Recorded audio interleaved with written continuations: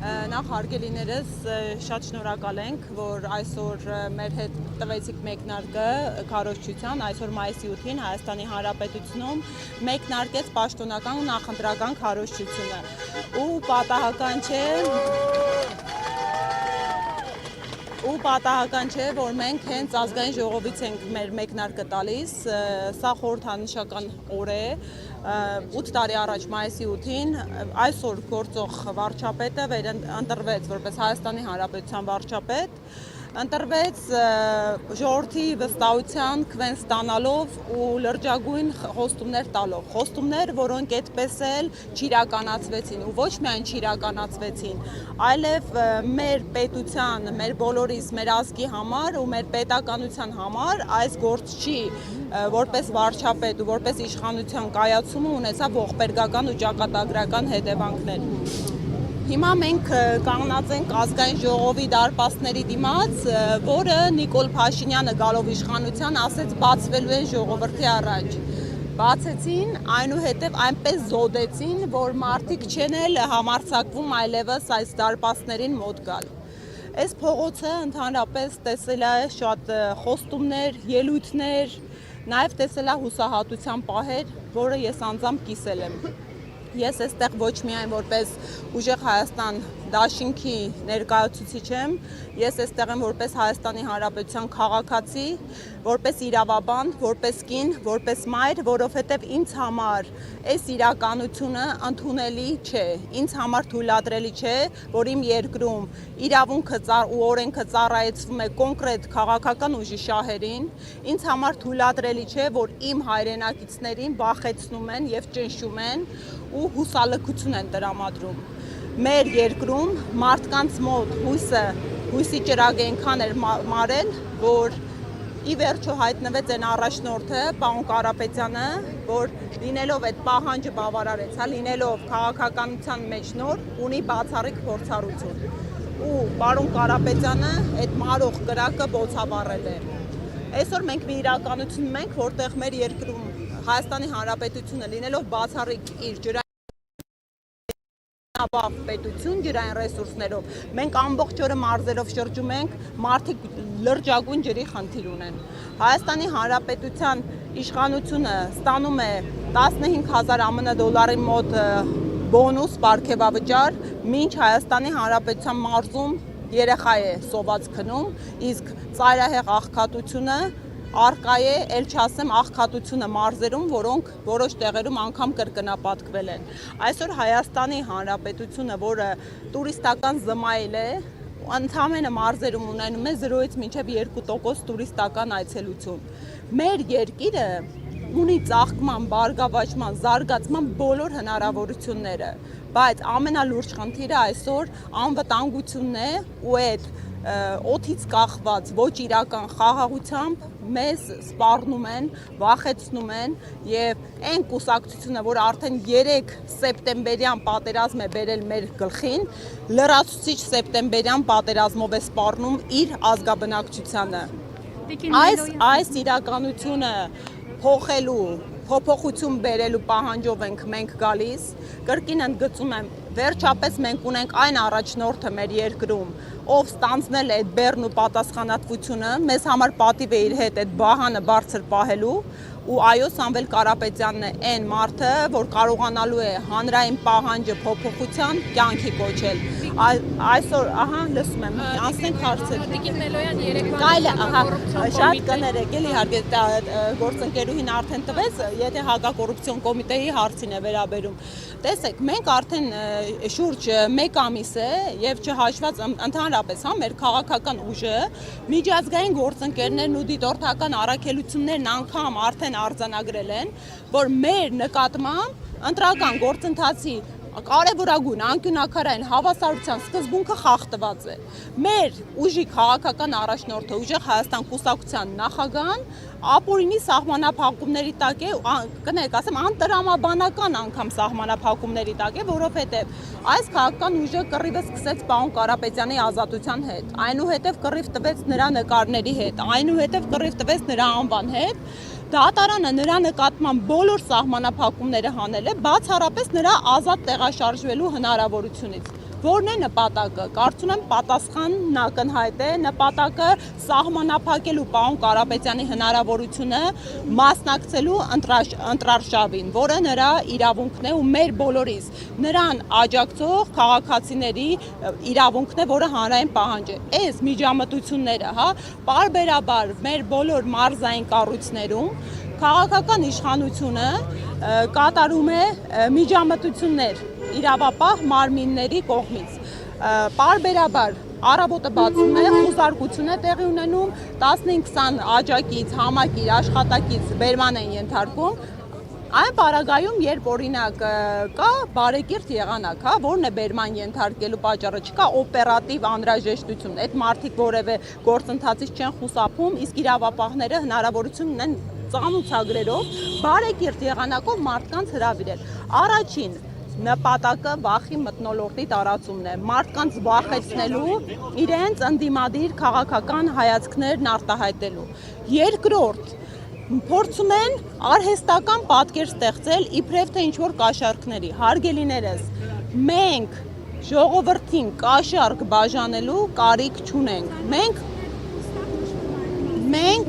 Մենք ժողովրդին կաշառք բաժանելու կարիք չունենք, բնական կերպով մարդիկ տասնյակ հազարներով անգամ էս վախի մթնոլորտին, անգամ անկախ այդ ճնշումներից գալիս մեր գրասենյակներում գրանցվում են։ Անգամ հիմա անդրադառնում, անգամ օրեր առաջ 74-ամյա տիկնոջով ընդամենը մտել էր գրասենյակ եւ անդամակցել էր, թուղթեր ստորագրել, որ ցանկություն ունի անդամակցելու, տիկնոջը գնացել տանից բերման էին ենթարկել ու բնականաբար ժամեր անց բաց էին թողել։ Հիմա ձայնագրությունների բովանդակությանը կա նախաքննություն, ուր է անմեղության կանխավարկածը, հələ նախաքննությունը դեռ չմեկնարկած է, տրամաբանությունը որն է, խոսում են ինչ-որ պրոցեսի մասին, իշխանությանը առնչելի լրատվամիջոցները, այնուհետև հրապարակվում է հակակոռուպցիոն կոմիտեի կողմից հրապարակված ձայնագրությունները։ Մենք ունենք նախադեպ քաղաքական, երբ շատ հնչեղ քաղաքական գործով սրբազան շարժման մասին է, շուրջ 2 ամիս տարածվեց ձայնագրություն, շրջանառվեց, մանիպուլացվեց, այնուհետև պարզվեց, երբ նախաքննությունը ավարտվեց ու փաստաբաններն այլևս կաշկանդված չէին նախաքննության գաղտնիքով, որ այդ ձայնագրությունը խմբագրված էր եւ վերցված էր տարբեր ձայնագրության տարբեր հատվածներից։ Հիմա ով է հաստատել, որ այս ձայնագրությունները հավաստի են, ով է հաստատել, որ այդ ձայնագրությունների մեջի մարդիկ մեզ հետ առնչելի մարդիկ են, ով է հերքել, որ հնարավոր է ինչ-որ սադրիչներ են կազմակերպել այդ ձայնագրությունները,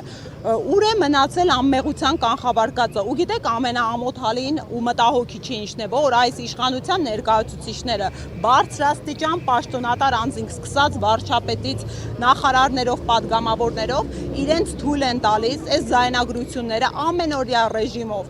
մանիպուլացնել, ռիլեր սարքել, փոստեր անել։ Ես անկեղծ զարմանում եմ, այս մարդիկ գործով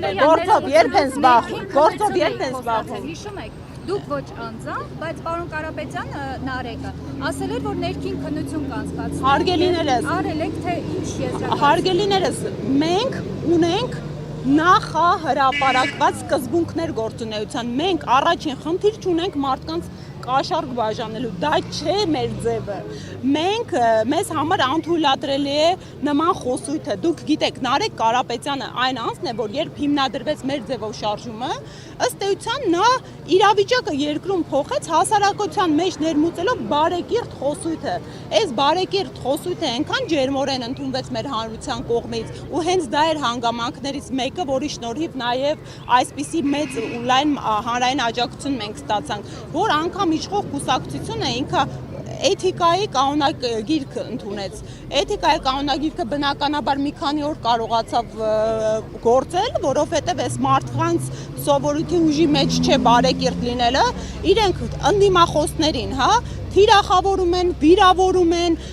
ու կրկին ընդգծում եմ։ Այստեղ խնդիրն այն է, որ մենք ընդդիմադիր քաղաքական ուժ ենք։ Մենք քաղաքացիներս ունենք ավելի լայն իրավունքներ, թեկուզ խոսքի շրջանակների ավելի լայն հնարավորություններ, քան մեր երկրի պաշտոնատար անձինք։ Իրենք կաշկանդված են, իրենց խոսքով, իրենք կաշկանդված են իրենց պաշտոնով եւ դա ընդհանրապես իմ կարծիքը չէ, դա մարդու իրավունքների եվրոպական դատարանի նախադեպային պրակտիկան ու կոնվենցիոնալ իրավունքները Այո, իհարկե։ Հանրությունը ինչպես համոզված լինի, որ այդ ձայնագրությունները ինչպես նշվում է մոնտաժված է կամ կեղծ։ Հարգելիս հենց դա է խնդիրը։ Պետք է օպերատիվ ինչի է նախաքննություն ընթանում։ Նախաքննության իմաստը այն է, որ այս բազմակողմանի լրիվ օբյեկտիվ են գործերը ուսումնասիրվեն, փորձաքննություններ իրականացվեն։ Հենց դա է խնդիրը։ Արդյոք բնականաբար այն հանգամանքը, որ իրավապահ մարմինը նախընտրական ծիրում անընդհատ մեր համակիրներին, աջակիցներին, գործընկերներին նման կերպով բերման ենթարկում, արդեն ավելի քան 200 բերման ենթարկված մարդու մասին է խոսքը։ Պատկերացնում եք, մեր ընտրացուցակից, նախընտրական ցուցակից 4 տեխնացուի նկատմամբ խափանման միջոց է կիրառված։ Սա կրկին ընդգծում եմ, նախընտրական գործընթացի անկախության, հավասարության, օբյեկտիվության, արդարության բոլոր հիմնարար սկզբունքների խախտում է եւ ակնհայտ է, որ իրավապահ մարմինները բացառապես քաղաքական շահեն սպասարկում այսօրվա դրության։ Ես սա ցավալիորեն եմ արձանագրում, ասեմ ավելին, որոշ դեպքերում ավելի առաջ անցան ես դրա մասին ձեզ իրազեկել եմ, որոշ դեպքերում բերման ենթարկված քաղաքացիների մոտ թույլ չէին տալի փաստաբանների մուտքը։ Սա ինչ-որ հերթական նոր սահմանահատումներ մարդու իրավունքների խախտման տեսանկյունից կներեք հերթի կառույցների Ջոնի եւ Մարալիկի, որ տասնյակ անձինք են բերման ենթարկվել, ձերբակալվել, դուք տեղեկություն ունեք, սրանք ինչի վերաբերյալ են։ Այսօր։ Այո։ Հարգելիներս, ես ցավոք սրտի գալիս էի այստեղ, բայց զարմանալի չի, որովհետև մենք գրեթե ամեն օր արթնանում ենք այս լուրերով տխուր, որ հերթական մեր շտաբի նկատմամբ, գրասենյակի նկատմամբ իրավապահների արշավն է տեղի ունեցել, այսինքն մեր աշխատակցին ինչ է անում։ Ինչ ո՞րն է նպատակը։ Նպատակը միակն է մեր աշխատանքները նախընտրական կատվածահար անելը, միակը չի։ Եվ երկրորդը մեր վերաբերյալ թյուր հանրային կարծիք ձևավորելը, որը այս իրավապահ մարմինները գնդակը նետում են քաղաքական գործիչների դաշտ, քաղաքական գործիչները կրկին ընդգծում եմ առավոտից երեկո իրենց բանու գործ թողած սկսում են մանիպուլացնել։ Կարող է որ իրենք մի քիչ ավելի շատ գործով զբաղվեն ռիլեր նկարելու փոխարեն մեր երկրում աղքատության պատկերը այսքան տխուր չլիներ կամ մեր երկրում հանցագործության հիմա տեսեք իրավապահները եկել են հասարակական կարգ են պահպանում հանցագործությունը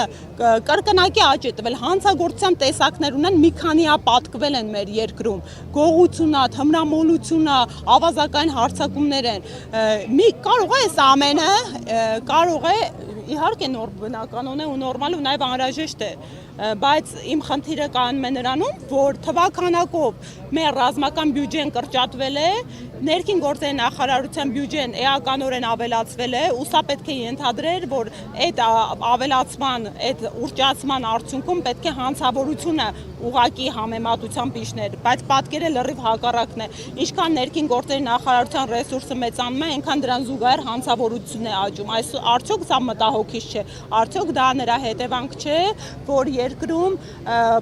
ըստ էության իրավապահ մարմինները քաղաքական շահ են սպասարկում ձեր հարցներն ուզում եմ իմանալ հիմա դուք այստեղ շփվեցիք լրագրողների հետ լրագրողների հարցերին պատասխանեցիք իսկ մարդկանց հետ շփումները այսօր ինչ եք ծրագրում եւ առհասարակ քարոզարշավի ընթացքում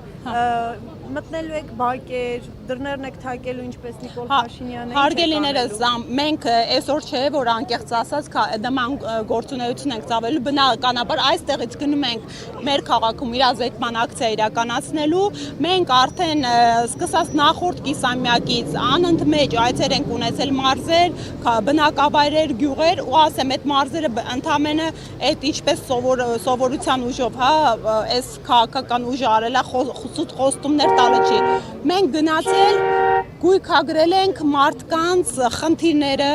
մենք գնացել լսել ենք մեր հայրենակիցներին իսկ հիմա մենք վերլուծություններ կատարելով պատասխաններ ենք բերում ու մի կարևոր հանգամանք ասեմ այսօր խորհրդանշական այսօրը նաև այստեղից մեկնարկում ենք որովհետև երրորդ ժամկետի գնալը մերժելու հիմքով իշխանություն եկածը չի պետք է մերժվի հենց երրորդ ժամկետի գնալու հիմքով։ Այս ուղերձն ենք տալիս եւ ասեմ ավելին երեկոյան ժամը 7-ին մենք մեր հաղթական արշավի ամփոփումը այսօրվա իրականացնելու ենք հաղթանակի զբոսայգում։ Հաղթանակի զբոսայգից մեկնարկում են հաղթանակները եւ մենք համոզմունք ունենք, որ մեր քաղաքացիները այս փոփոխության հետքով գալու են եւ մենք համոզմունք ունենք, որ մենք հաջողությամբ ենք այս արշավը պսակելու։ Բաժանորդագրվեք Արմատ մեդիայի ալիքներին սոցցանցերում։ Հետևեք մեզ նաև Armat Media AM կայքում։